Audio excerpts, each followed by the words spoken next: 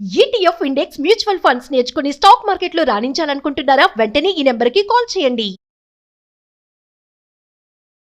సరే, అంటే గోల్డ్ను silver rates విపరీతంగా పెరుగుతున్నటువంటి సందర్భాలు మనం చూస్తున్నాం. అంటే మార్కెట్ ఎటువైపు వెళ్తుంది అనుకున్నటువంటి అంచనాని కూడా చాలామంది వేయలేకపోతున్నారు. వాళ్ళ గోల్డ్ కొనుక్కునేటువంటి వాళ్ళు ఎవరైతే ఉన్నారో, ఇది కొంతమంది ఏమో వెరుగుట కొరికేనా అని కూడా మాట్లాడుకుంటూ ఉన్నారు.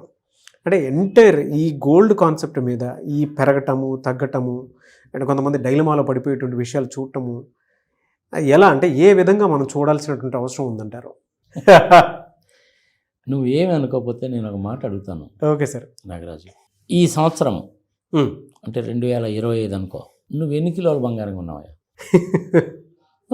Let us have a discussion about that. నువ్వు ఒక సామాన్య మానవుడే, నేను ఒక సామాన్య మానవుడే, మన కెమెరామెన్ కూడా అదే పనిలో ఉంటాడు. అందరం కూడాను selling in the same boat. నేనైతే కొనలేదు. నేనైతే 1 గ్రామ్ గోల్డ్ ఒక 4 కొన్నాను సార్. ఇప్పుడు కాదు, అది ఇప్పుడు గోల్డ్ రేట్ తగ్గాయని చెప్పేసి లాస్ట్ ఇయర్ చెప్పినప్పుడు 1 గ్రామ్ గోల్డ్ ఒక 4 కాయిన్స్ కొన్నాను. అంతే కదా. అంతే. నేనైతే స్వతహాగా అంటే 4 గ్రాములు కొన్నావు. నీ కెపాసిటీకి 4 గ్రాములు కొన్నావు. నేనైతే లాస్ట్ ఇయర్ అది కూడా కొనలేదు. మా వాళ్ళు ఏదో మలబార్ గోల్డ్ ఏదో స్కీము సంగతి సమాచారం అన్నారు. ఆ స్కీమ్కి ఏదో కట్టాము, వచ్చింది, కొనుక్కున్నారు. అది కూడా లాస్ట్ ఇయర్ కాదు, బిఫోర్ లాస్ట్ ఇయర్ అయిపోయింది. ఈ గోల్డ్ రేటు పెరిగిందా తగ్గిందా ఏమిటి, వామ్మో వాయ్యో అని గుండెలు బాదుకోవాల్సిన అవసరము నీలాంటి వాడికి నాలాంటి వాడికి అని ఉందా? నేను లాస్ట్ ఇయర్ కొనలేదు, 4 గ్రాములు కొన్నావు.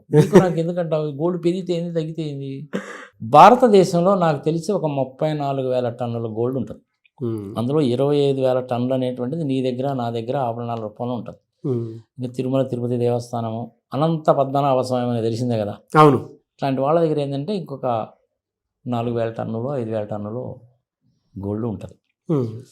ఒక 700-800 టన్నులు రిజర్వ్ బ్యాంక్ దగ్గర ఉంటుంది. ఈ మధ్య ఐ థింక్ రిజర్వ్ బ్యాంక్ వాళ్ళు కూడా ఒక 50 టన్నులు 60 టన్నులు గోల్డ్ కొన్నారు. కరెక్ట్గా నాకు ఫిగర్ గుర్తులేదు. 50+ టన్స్. సో ఇది టోటల్ పరిస్థితి. మన ఇండియాలో గోల్డ్ ప్రొడక్షన్ లేదు. ఒకప్పుడు కోలార్ గోల్డ్ ఫీల్డ్స్ ఉన్నాయి. ఆ కోలార్ గోల్డ్ ఫీల్డ్స్ అనేది కర్ణాటకలో ఉన్నాయి. అవి ఫస్ట్ కనుక్కుంది ఎవరో అనేసి అంటే బ్రిటిష్ వాళ్ళ కింద పనిచేసేటువంటి ఒక సైనికుడు ఆస్ట్రేలియాలో ఉండి అతను ఇండియా వచ్చి ఆ గోల్డ్ మైల్స్ని ఆపరేట్ చేయడం మొదలుపెట్టాడు, పర్మిషన్ తీసుకొని. అంత హిస్టరీ ఉంది దానికి. అక్కడ మాత్రమే మనకి బంగారం దొరికేది. అందులో బంగారం తీయాలి అంటే ఖర్చు ఎక్కువ అవుతుంది అని ఆ మైన్స్ని కూడా మూసేశారు. ఇప్పుడు మన గోల్డ్ అనేటువంటిది లేదు. దుబాయ్ నుంచో, లండన్ నుంచో, సౌత్ ఆఫ్రికా నుంచో, అక్కడి నుంచో ఎక్కడి నుంచో గోల్డ్ ఎక్కడైతే దొరుకుతుందో ఓపెన్ మార్కెట్లో కొనుక్కోవాలి అంతే. 100% ఇప్పుడు మనకి గోల్డ్ మొత్తం కూడాను దిగుమతి చేసుకునేటువంటిదే. అవును. చూస్తుంటాం కదా మనం అప్పుడప్పుడు శంషాబాద్ ఎయిర్పోర్ట్లో వాడు బూట్లలో పెట్టుకొని వచ్చి ఆడ పెట్టుకొని వచ్చి సినిమా కూడా చూసాంగా. డ్రగ్స్ గోల్డ్ లోపల కడుపులో పెట్టేసి వాడిని చంపేసి సంఘ సంవత్సరం చేసిన సినిమాలు కూడా చూసాం కదా మనం. ఎనీహౌ, ఇండియాలో బంగారము ప్రొడక్షన్ లేదు, అంతా కూడా ఇంపోర్టెడే. స్టాటిస్టికల్ ఫిగర్స్ నేను చెప్పాను. మరి ఇప్పుడు ఈ పెరగడము తగ్గడము ఎందుకు జరుగుతుందంటే ఇది కేవలం ఒక 5 మంది 10 మంది చేతుల్లో ఉండే వారం. పక్కా గ్యాంబ్లింగ్ అనమాట ఇది. పెరిగేటప్పుడు ఎందుకు పెరుగుతుంది అంటే తెలియదండి. ఎప్పుడు తగ్గుతుంది తెలియదండి. ఎంత తగ్గుతుంది తెలియదండి. అసలు తగ్గడానికి అవకాశం ఉందా తెలియదండి. ఎవరికి ఏమీ తెలియదు, కానీ ప్రతి ఒక్కరు దీని గురించి మాట్లాడతాడు. ఇది మన దౌర్భాగ్యం, ఇది మన దరిద్రం. అది మన చేతుల్లో లేదు. అది ఆ లండన్లోనూ దుబాయ్లోనూ వాళ్ళ చేతుల్లోనే ఉంటుంది, కానీ మీ చేతిలో నా చేతిలో లేదు. ఓకే. మరి ఎందుకు పెరిగింది అంటే అలా పెరిగింది అంతే. మరి ఎందుకు తగ్గింది అంటే గ్రాము లేదంటే 10 గ్రాముల స్టాండర్డ్ తీసుకో. 10 గ్రాములు అనేటువంటిది 50,000 60,000 ఉన్నప్పుడు అది అలా పెరిగి ఐ థింక్ నాకు తెలిసినంత 1,60,000 వరకు వచ్చినట్టుంది. అబ్బో పెరుగుతుందంటేనే జనాలందరూ కూడా ఎగబడి కొన్నారు. 60,000 70,000 80,000 ₹1,00,000 పెట్టి కొన్నారు. ఏది ₹3 వడ్డీకి అప్పు తీసుకొని. మరి ఎంతకాలం పెరుగుతుంది? అలా పెరిగింది. ఇంకా పెరుగుతుందంట. అబ్బో ఇంకా ఏంది నీకు పెరిగితే ఏంది తగ్గితే ఏంది? అమ్ముకుందామని ఎప్పుడైతే వీళ్ళు అమ్ముకుందాము అని చెప్పి అనుకుంటున్నారో అది పడిపోవడం మొదలుపెట్టింది.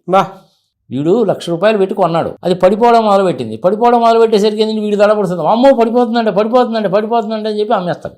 ఎక్కడ అమ్ముతాడు వాడు? ₹1,20,000 దగ్గర కనుక అమ్మితే పర్వాలేదు, ఎందుకంటే వీడు కొన్నది ₹1,00,000 పెట్టి కాబట్టి. ₹1,50,000 పెట్టి కొన్నాడు, పరిస్థితి ఏంది? పెరుగుద్దని కొన్నాడు, అదేమో ₹1,20,000 వచ్చింది. మరి 30,000 నష్టపోవట్లా? అవును. ఆ నష్టపోయేటువంటి వాళ్ళు 99% ఉంటారు. ఓకే. 99% నష్టపోయే వాళ్ళు ఉంటారు. ఆ 1% అనేటువంటి వాళ్ళు బెనిఫిట్ పొందేది ఎవరు అంటే మార్కెట్ ఆపరేటర్స్. ఈ మార్కెట్ ఆపరేటర్స్ ఎక్కడుంటారు? ఇండియాలో ఉంటారు, దుబాయ్లో ఉంటారు, లండన్లో ఉంటారు. ఎంతమంది ఉంటారు? అంతా కూడా కలిపి తిప్పి 100 మంది కంటే ఎక్కువ ఉండరు. పెంచాలనుకుంటే పెంచుతారు, తగ్గించాలనుకుంటే తగ్గిస్తారు. మరి ఇప్పుడు మళ్ళీ ఎందుకు తగ్గింది? అంతకుముందు వాళ్ళు కొని పెట్టుకున్నారుగా, అవును, అమ్మేయడం మొదలుపెట్టారు. వాళ్ళు 60,000, 70,000, 80,000 దగ్గర నుంచి కొనుక్కుంటూ పోయారు. ఇప్పుడు వాళ్ళు అమ్మేశారు. 1,60,000 పీక్ వచ్చేసరికి అమ్మేశారు. సో 1,60,000 నుంచి 1,50,000, 1,40,000, 30,000, 20,000, 1,90,000, 80,000 తగ్గిపోద్ది. వాళ్ళు లాభము గడించడానికి కోసం అని చెప్పి పెంచారు, లాభం చేసుకోవడానికి కోసం అని చెప్పి అమ్మారు. దీన్ని ప్రాఫిట్ బుకింగ్ అంటారు. ఓకే. షేర్ మార్కెట్లో కూడా సేమ్ డిట్టో ఇలాగే జరుగుతుంది. షేర్ మార్కెట్ గ్యాంబ్లింగే, ఇది గ్యాంబ్లింగే. ఒక సామాన్య మానవుడికి అర్థమయ్యేట్టుగా చెప్పాలంటే ప్యాకాట. కనీసం ప్యాకాట్లో ఉన్న మనము చుట్టుపక్కల వాడు ఏ ముక్కలు కొడుతున్నాడో, మనకి ఏమొస్తుంది, మన దగ్గర ఏముందని చూసి కొంచెం ఫోర్కాస్ట్ చేయొచ్చు. ఈ బంగారం విషయంలో, షేర్ మార్కెట్ విషయంలో అసలు ఫోర్కాస్ట్ చేయలేం. 9 గంటలకి 100 రూపాయలు ఉన్నటువంటి షేరు ఇన్ఫోసిస్ అనుకో, ఎగ్జాంపుల్ చెప్తున్నా, 100 రూపాయలు ఉందనుకో, 9 గంటల మార్కెట్ ఓపెన్ అయితే 9:10 కల్లా అది 120 అవుద్ది. అంటే 10 నిమిషాల్లోనే 100 రూపాయలది 120 రూపాయలు అంటే 20 రూపాయలు పెరుగుద్దా? ఏంటి దానికి ఆధారం? ఏమీ ఉండదు, అదంతే పెరుగుద్ది. ఇన్సైడర్ ట్రేడింగ్ అంటారు దాన్ని. పక్కా గ్యాంబ్లింగ్ అనమాట. అమరావతి భూముల విషయంలో అంతే, స్టాక్ మార్కెట్ విషయంలో అంతే, బంగారం విషయంలో అంతే, ఇలాగే ఉంటాయి. మరి ఇప్పుడు ఎందుకు తగ్గిద్ది అంటే రకరకాల కారణాలు చెప్తారు. ఫస్ట్ కారణం ఏంటంటే అది ఎందుకు తగ్గుతుంది అంటే ప్రాఫిట్ బుకింగ్. ఓకే. అంతకుముందు 70,000కి 80,000 కొనుక్కున్న వాళ్ళు టన్నులు పోగు చేసి పెట్టుకొని రేటు బాగా పెరిగింది కాబట్టి ఇప్పుడు అమ్మేశారు. వాడికి లాభమేగా, అంతేగా. ప్రాఫిట్ బుకింగ్ మూలకంగా ఇప్పుడు తగ్గింది. అమ్మకాలు ఎక్కువైపోయినాయి కదా. అమ్మకాలు ఎక్కువైపోయేసరికి ఏముంది, అవతల కొనేవాడు ఉండాలి. నేను కూడాను కొన్నాను 1,60,000 పెట్టి. ఇప్పుడు అమ్ముకోవడానికి నాకంటే ఎక్కువ క్వాంటిటీ 70,000లో కొనుక్కున్న వాడు అమ్మడం మొదలుపెట్టాడు. మరి నేనేం చేయాలా? నేను కూడా అమ్ముతాను. నేను కూడా అమ్మితే ఏమైంది, 1,60,000 కొన్నాను అమ్మితే నాకు 20,000, 30,000 లాసు. కానీ 1,00,000 రూపాయలు కొన్నవాడికి లాభం. లాభాలు ఆర్జించడానికి ఈ పరిస్థితి వచ్చింది. ఓకే. 99% వాళ్ళు లాభపడతారు, 1% వాళ్ళు మాత్రమే లాభపడతారు. మీలాంటి వాళ్ళు, నాలాంటి వాళ్ళు 99% మంది నష్టపోతారు. ఇదొక కారణం. రెండోది ఏంది, ట్రంప్ గారి ప్రవర్తన. ఇది ఎవరేదని చెప్తున్నారన్నమాట. ట్రంప్ గారు అసలు ప్రపంచ దేశాల మీద యుద్ధాలు ప్రకటిస్తున్నాడు, ఆ రాజును పట్టుకుపోయాడు, 2 గంటలు ఎత్తుకుపోయాడు, గ్రీన్లాండ్స్ నాదే అని అంటున్నాడు, టారిఫ్లు వేస్తానంటున్నాడు. సంగతి సమాచారం ఇదొక కారణం చెప్తారు. దానికి దీనికి అసలు సంబంధమే లేదు. మూడవ కారణం ఏంది, ట్రంప్ గారేమో 1% వడ్డీ తగ్గించాలంటాడు. అక్కడ అమెరికాలో ఉండేటువంటి ఫెడరల్ బ్యాంక్ చైర్మన్, డైరెక్టర్ వాళ్ళేమో తగ్గించడానికి వీల్లేదంటారు. నేను ప్రెసిడెంట్ని, ఏంది నేను చెప్పినట్టు నువ్వు వినలేదని ట్రంప్ అంటాడు. కానీ నా ఫెడరల్ బ్యాంక్ అండి ఇది, ఫెడరల్ రిజర్వ్ బ్యాంక్ అండి ఇది ఇండిపెండెంట్ సంస్థ, మన ఆర్బీఐ లాగే. మీరు చెప్పినట్టు వినేది కుదరదండి, దేశంలో ఉండే పరిస్థితులన్నీ పరిశీలించి తగ్గించాలా పెంచాలని మేము డిసైడ్ చేద్దామని అంటే వాడి మీద క్రిమినల్ కేసు పెట్టారు. వేరే వాడిని తీసుకొచ్చి పెట్టాలని అదొక కారణం చెప్తారు. ఇట్లా నువ్వు పనికి మాలిన కారణాలు తప్ప అసలు సిసలైన కారణం అంటూ ఏది ఉండదు. గ్యాంబ్లింగ్లో కారణం అంటూ ఏముంటుంది నీకు? జోదంలో ఏముంటుంది చెప్పు? మహాభారత యుద్ధంలో కూడా జోదం ఆడారు కదా, మనకే తెలుసు కదా. అదేంది, ఆ ఎముకలు సంగతి సమాచారం వాళ్ళందరినీ జైల్లో పడేసి ఒక్కొక్క మెతుకు వేస్తే ఆ మెతుకన్నీ పోగు చేసి ఒక చిన్న ముద్ద చేసి వాడు మన సిగ్గుమానకు పెడితే వాడొక్కడు బతికి వాడు బయటకు వచ్చి ఈ కౌరవుల పక్షాన ఏరి ఎందుకు వాళ్ళ కొంప ముంచడానికి ఆ జోదం వేసి సంగతి సమాచారం చూసాంగా. ఇది కూడా అంతే, షియర్ గ్యాంబ్లింగ్. అంతేగాని తగ్గడానికి, పెరగడానికి, నిలిచిపోవడానికి, అలాగే ఉండిపోవడానికి, స్టాటిక్గా ఉండిపోవడానికి కారణాలంటూ ఏవీ ఉండవు. అసలు సిసలైన కారణం ఏందయ్యా అంటే బాగా డబ్బులు ఉన్నటువంటి వాళ్ళు కొన్నటువంటి బంగారము అప్పుడు కాస్త కొనుక్కుంటా బాగా పైకి తీసుకెళ్ళి 1,60,000 దాకా తీసుకెళ్ళి ఇక చాలరా బాబు మనం కొన్నది 1,00,000 రూపాయలకే కదా, 1,60,000 రూపాయలు వచ్చింది కాబట్టి ఇంక అమ్మేద్దామని చెప్పి అమ్మడం మొదలు పెట్టాడు. వాళ్ళకేమో లాభం వచ్చింది, మనలాంటి వాళ్ళకేమో బొక్కబడింది, అంతకు తప్ప ఇంకేమీ లేదు. అదే సమాజం చెప్తారు చావు, అదేదో 100 కాకులను కొన్నట్టు రాబంధు సంగతి సమాచారం అని ఆ టైప్ అన్నమాట. బా షేర్ మార్కెట్ అయినా ఇలాగే ఉంటుంది, బంగారం అయినా ఇలాగే ఉంటుంది. మిగిలిన కారణాలు ఉన్నాయి చూసావు. ట్రంప్ గారు 1% తగ్గిస్తా అన్నాడు, సంగతి సంవత్సరం ఇస్ ఆల్ ట్రాష్. నార్మల్గా ఫండమెంటల్ ప్రిన్సిపల్ ఏంటంటే బంగారం రేటు పెరుగుతున్నప్పుడు స్టాక్ మార్కెట్ తగ్గుతుంది. కారణం ఏంటంటే షేర్లలో ఎవడు పెట్టాడు, బంగారంలో పెడతాడు. అందుకని బంగారం రేటు పెరుగుతున్న కొద్దీ స్టాక్ మార్కెట్ తగ్గుద్ది.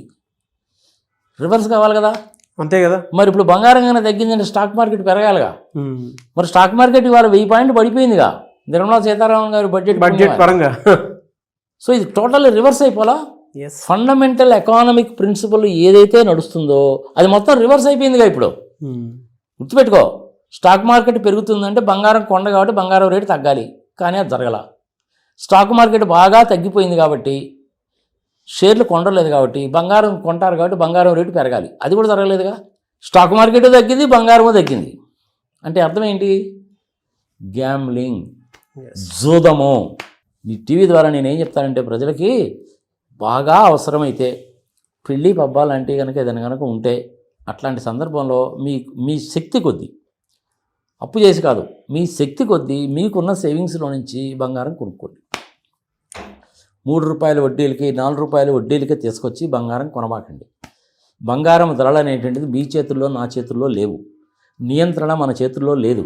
స్టాక్ మార్కెట్ అయినా అంతే, బంగారం అయినా అంతే, ఆయిల్ గ్యాస్ అయినా అంతే. సామాన్య మానవుడు దెబ్బతింటాడు, దారుణంగా దెబ్బతింటాడు. ఆత్మహత్యలు చేసుకున్న కేసులు కూడా చూశాను. ఎస్, బంగారంతో ఎప్పుడు ఆటలాడబాకండి, షేర్ మార్కెట్తో ఆటలాడబాకండి. మీరు బంగారం కానీ కొనుక్కోవాలంటే కొనుక్కోండి. ఇంట్లో ఉండేటువంటి భార్యకి కానీ పిల్లలకు కానీ సడన్గా ఏదన్నా అవసరం వచ్చింది, హార్ట్ అటాక్ వచ్చింది, హాస్పిటల్కి తీసుకెళ్ళాలి. ఏటీఎంలో నీకు 10,000 కంటే రావు. పూర్వం నీ దగ్గర బ్యాంకులో బ్యాలెన్స్ ఉంది, డ్రా చేయడానికి వీల్లేదు. అర్ధరాత్రి 12 గంటలకి పోవాలి, ఏం చేయాలి? గోల్డ్. అర్ధరాత్రి 12 గంటలకు కూడా నువ్వు తలుపు తడితే నీ బంగారం పెడితే డబ్బులు ఇచ్చే మార్వాడీలు ఉన్నారు సికింద్రాబాద్లో. మీ పక్కింటి ఉన్నాయని అడగచ్చు. 10 మందిని అడిగినా కానీ తలా 10,000 ఇచ్చినా కానీ ₹1,00,000 అయితే నువ్వు హాస్పిటల్కి వెళ్తావు, మనిషిని బతికించుకుంటావు. అప్పుడు నీకు బంగారం ఉపయోగపడుతుంది. బంగారంతో సామాన్య మానవుడు గ్యాంబ్లింగ్ చెయ్యవద్దు, స్టాక్ మార్కెట్తో గ్యాంబ్లింగ్ చేయవద్దు. ఈ సంగతి నేను ఇప్పుడు కాదు, 4-5 సంవత్సరాల కింద కూడా దీని గురించి ఒక వీడియో పెట్టాను. ఎందుకు చేశారో ఏమో కానీ ఇప్పుడు అది ఉందో లేదో నాకైతే తెలియదు. ఐ థింక్ దాన్ని ఏదో బ్లాక్ చేసినట్టున్నారు. మన జనాలకు నచ్చలేదేమో, దాన్ని ఏదో బ్లాక్ చేయడం, ప్రైవేటైజ్ చేయడం చేశారు.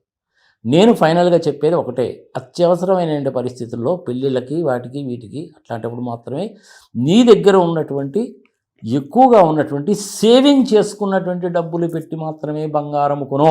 మిగిలిన టైంలో బంగారం గురించి నువ్వు ఆలోచించాల్సిన పనే లేదు. ఇంకొక విషయం కూడా చెప్తాను నీకు. ఇంతకుముందు రెగ్యులర్గా టీవీలో వచ్చేవాడు ఆయన, కుటుంబరావు గారని, స్టాక్ మార్కెట్ గురించి చెప్పేవాడు. ఆయన పెద్ద చదువు గిదువు తర్వాత లెక్కడి కప్పులు ఏదో జిరాక్స్ మిషన్ అది ఇది ఉండేది. చిన్నగా షేర్ మార్కెట్లోకి ఎంటర్ అయ్యాడు, కార్యవాళ్ళతో టైం పెట్టుకున్నాడు. రోజు వచ్చి చెప్పేవాడు అనమాట, పెరుగుతుంది పెరుగుతుంది, పలానా షేర్ పెరుగుతుంది, అంత పెరుగుతుంది, ఎంత పెరుగుతుందని చెప్పేవాడు. ఒక వారం రోజుల పాటు పెరుగుద్ది, దాని తర్వాత పడిపోద్ది. అది ఏమండి కుటుంబరావు గారు పెరుగుద్ది అన్నారు, మేము కొన్నాం కదండి, పడిపోయింది ఏమిటండి అంటే టెక్నికల్ కరెక్షన్ అండి, టెక్నికల్ కరెక్షన్ అని చెప్పేవాడు. బంగారం కూడా అంతే, పెరిగింది పెరిగింది పెరిగింది పెరిగింది, మరి ఇప్పుడు ఎందుకు తగ్గింది అంటే టెక్నికల్ కరెక్షన్. ఎందుకంటే దాని గురించి డిస్కస్ చేయడం వేస్ట్. ఇంతకుముందు చేసిన వీడియో 6 లక్షల మంది 7 లక్షల మంది చూశారు.